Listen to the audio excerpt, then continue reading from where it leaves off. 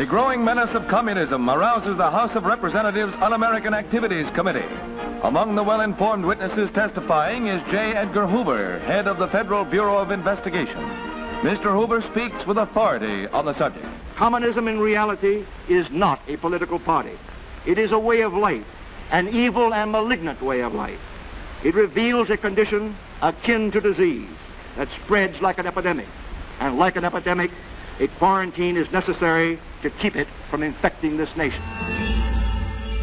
While Hoover's FBI worked behind the scenes, Congress expanded its own high-profile investigations, often ignoring the civil rights of the accused. Are you or have you ever been a member of the Communist Party? I believe I have the right to be confronted with any evidence which supports this question. I should like to see what you have. Oh, well, you would. Yes. Beginning in 1947, the House Un-American Activities Committee, or HUAC, investigated communist influence in Hollywood. The committee was concerned with the power of movies to persuade audiences with subversive messages. With movie stars and other industry professionals called to testify, the hearings became red carpet events.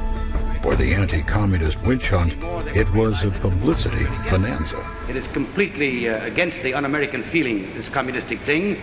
I believe I would move to the state of Texas if it ever came here, because I think the Texans would kill them on sight. We have sold them some films a good many years ago. They bought the Three Little Pigs and used it through Russia. If I had my way about it, they'd all be sent back to Russia or some other unpleasant place. Most witnesses cooperated with the committee. However, a small group who became known as the Hollywood 10 refused to answer questions, citing protection under the First Amendment.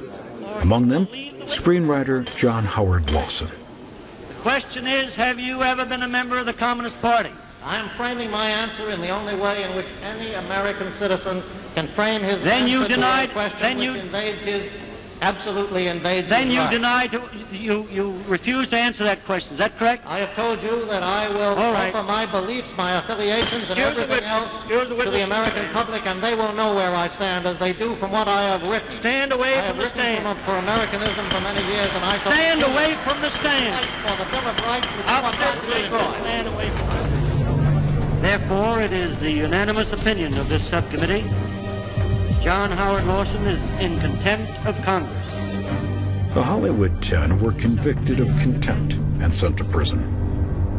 Thousands of others were blacklisted by the studios, forcing many talented movie makers into exile and obscurity. Among the friendly witnesses who testified in 1947 was a B-movie actor named Ronald Reagan.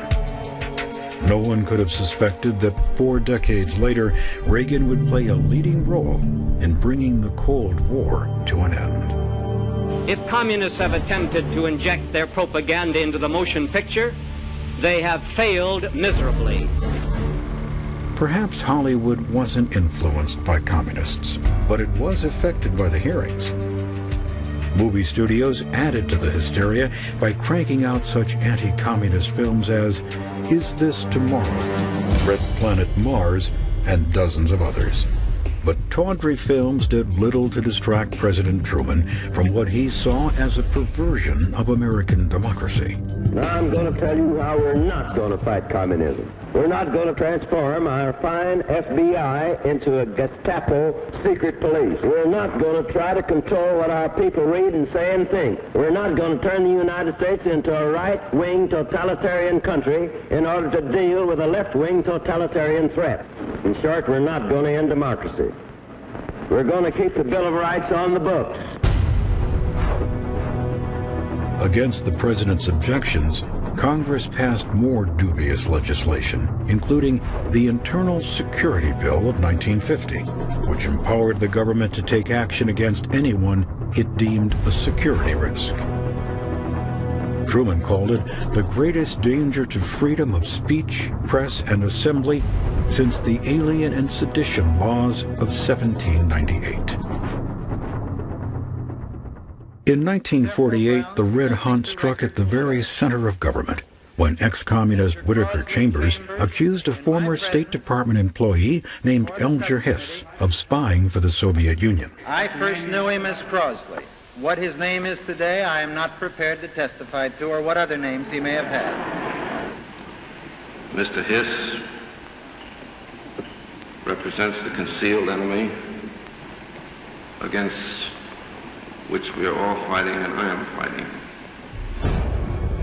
The House committee was prepared to dismiss the case for lack of conclusive evidence, but one of its members pressed the issue, an ambitious young congressman from California, Richard Nixon. These documents were fed out of the State Department over 10 years ago by communists who were employees of that department and who were interested in seeing that these documents were sent to the Soviet Union, where the interests of the Soviet Union happened to be in conflict with those of the United States. Alger Hiss was convicted, not of treason, but of perjury, and sentenced to 5 years in prison. His supporters said he was a victim of the communist hysteria. Others saw him as part of a communist conspiracy to destroy the United States and press the search for more traitors. Within months, Julius and Ethel Rosenberg were arrested in connection with a plot to pass U.S. bomb secrets to the Soviets.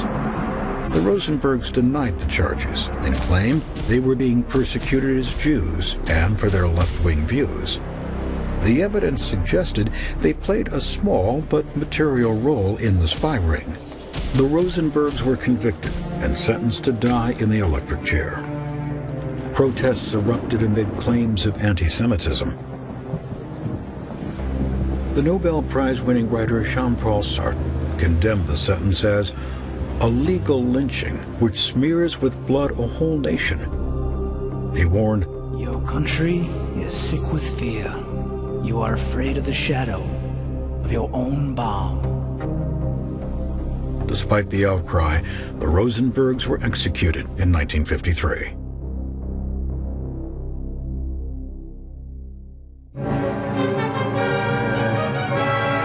Union Square in New York was the backdrop for these scenes of red violence. From their ranks will come the saboteurs, spies, and subversives should World War III be forced upon America. At the height of the anti-communist hysteria, the real danger to America came not from the Reds, but from the so-called Red Baiters. Even if there were only one communist in the State Department, even if there were only one communist in the State Department, that would still be one communist too many. Of all the demagogues who exploited the Red Scare for political gain, no one matched the senator from Wisconsin, whose namesake, McCarthyism, would come to define the entire era of political persecution. Senator Joseph McCarthy emerged from virtual obscurity in 1950 when he claimed he had a list of 205 communists working in the State Department. The claim was patently untrue, but it launched McCarthy on a political juggernaut. For 4 years, the senator ran roughshod over civil liberties, while the news media served as a conduit for his reckless, unsubstantiated charges. He had been a member of the party that he had recommended. McCarthy's audacity knew no bounds.